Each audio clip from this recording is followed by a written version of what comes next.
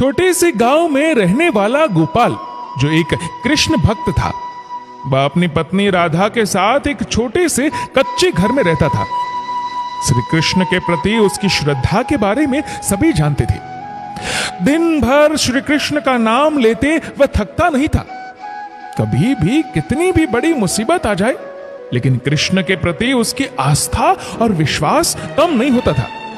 वह यही कहता, सब ठीक हो जाएगा, कान्हा जी है ना, भक्तों की परीक्षा लेते हैं मेरे गिरधर गोपाल। आज गोपाल स्नान करके जैसे ही बाहर आया और अपने कृष्ण की पूजा करने बैठा कि उसने देखा आज भोग लगाने के लिए मिश्री भी नहीं थी। उसने अपनी पत्नी को आवाज लगाई, अरे राधा, घर में कुछ मिश्री है क्या? राधा चूल्हे पर चाय बना रही थी। वह बोली, अब कुछ नहीं बचा है घर में, अपने कान्हा को ही कहो कि घर में डब्बे चमत्कार से भर दे, वरना अपने भगवान से कहो कि वह भी व्रत कर ले। गोपाल को क्रोध नहीं आया। वह मुस्कुराता हुआ अपने बंसीधर को देखता रहा और बोला, चल कान्हा, आज तो तू भी व्रत ही कर ले। ऐसा कहकर उसने हाथ जोड़े और बिना शक्कर की बनी हुई चाय जो राधा ने बनाई थी, बिना पिए ही जाने लगा। राधा बोली, अरे चाय तो पी लो। गोपाल बोला, मेरा मुरली मनोहर व्रत करे तो मैं कैसे कुछ खा पी लूं? आज मित्र से कुछ उधार लेकर राशन भर लूंगा, तब मैं और मेरा माधव दोनों व्रत छोड़ देंगे। ऐसा कहकर वह खेत की तरफ चल दिया। गोपाल बहुत मेहनत कर रहा था कि इस बार फसल अच्छी हो, ताकि कम से कम 2 वक्त का गुजारा तो ठीक से हो सके। लेकिन उसकी किस्मत को न जाने ऐसा हुआ नहीं। उसकी जमीन पर उसने जो फसल लगाई अच्छी नहीं हुई। खेत में निराश हताश बैठा गोपाल यही सोचता रहा कि आगे के महीने में कैसे गुजारा हो पाएगा। उसे अपनी पत्नी की कही बातें याद आने लगी। वो अक्सर कहती, ये तुम्हारे कृष्ण नाम के ही भगवान है, तुम उनके भक्त हो तो कुछ करते क्यों नहीं? तुम दिन और रात कृष्ण की माला जपते हो, लेकिन वह तो तुम्हारी सुनते ही नहीं। लेकिन गोपाल आज भी अपने कृष्ण के प्रति आस्थावान था। अपने खेत में सर पर हाथ रखकर उदास चेहरा लिए गोपाल बैठा हुआ था कि तभी एक शख्स उसके पास आया और उसने पूछा, अरे भाई, इस तरह सर पर हाथ रखकर क्यों बैठे हो? क्या मुसीबत का पहाड़ आन पड़ा है? किसान कभी थक कर नहीं बैठता। यदि किसान थक गया तो इस दुनिया का क्या होगा? तुम मेहनत करने के लिए पैदा हुए हो, मेहनत करो। गोपाल उस शख्स के सामने देखकर बोला, मेहनत से कौन डरता है, कौन घबराता है? लेकिन देखिए ना, जब मेहनत सफल ना हो तो इंसान क्या करे? निराशा तो होती ही है। इस साल मेरी फसल कुछ अच्छी नहीं हुई, अब क्या कर सकता हूं? मेहनत तो मैंने की थी, अब कृष्ण फल ही नहीं दे रहे तो भक्त क्या करे?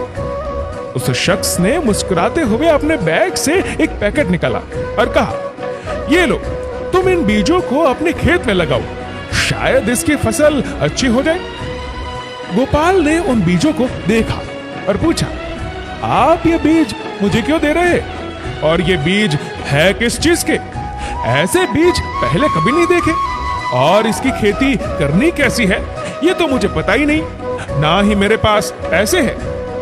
उस आदमी ने गोपाल से कहा, अरे भाई, ये एक ऐसा बीज है जिसका उपयोग दवाई बनाने में होता है और इसका काफी अच्छा पैसा भी मिलेगा।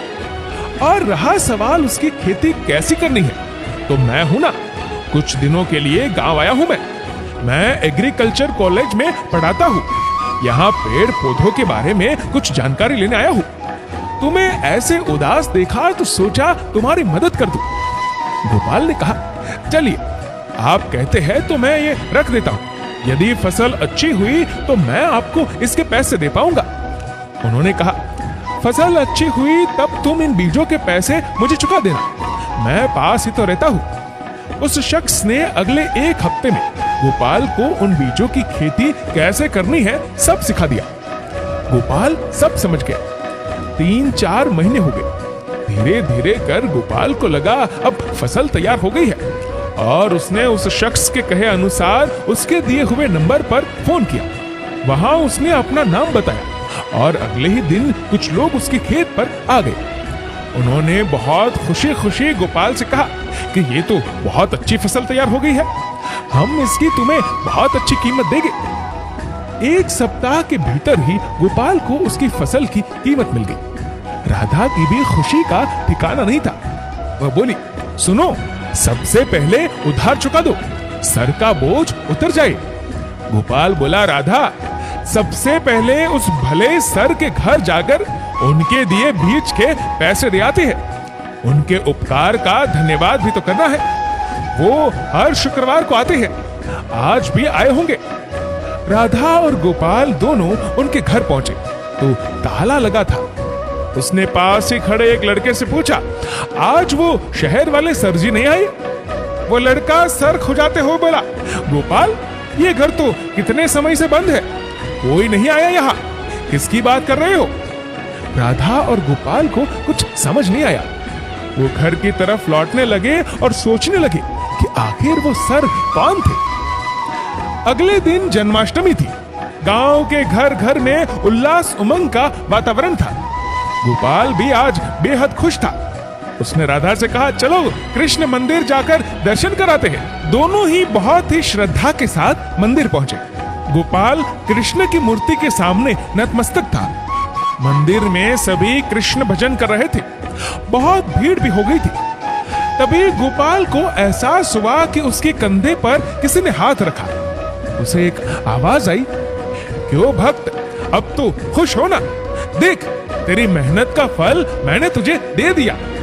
गोपाल ने पीछे मुड़कर देखा तो गांव के लोग थे। उसने कृष्ण की मूर्ति को निहारा तो उसके चेहरे के भाव भी बदल गए। कृष्ण की मूर्ति में उसे शहर के सर की छवि दिखाई दी। वो समझ गया कि भगवान कृष्ण स्वयं उसके पास आए थे, उसकी दुविधा दूर करने। उसकी आंखों से अनवरत अश्रुधारा बहने लगी। आज एक सच्चे भक्त को उसके भगवान मिल गए। तभी सभी ने जोर से कहा, कृष्ण कन्हैया लाल की जय, बंसी वाले की जय।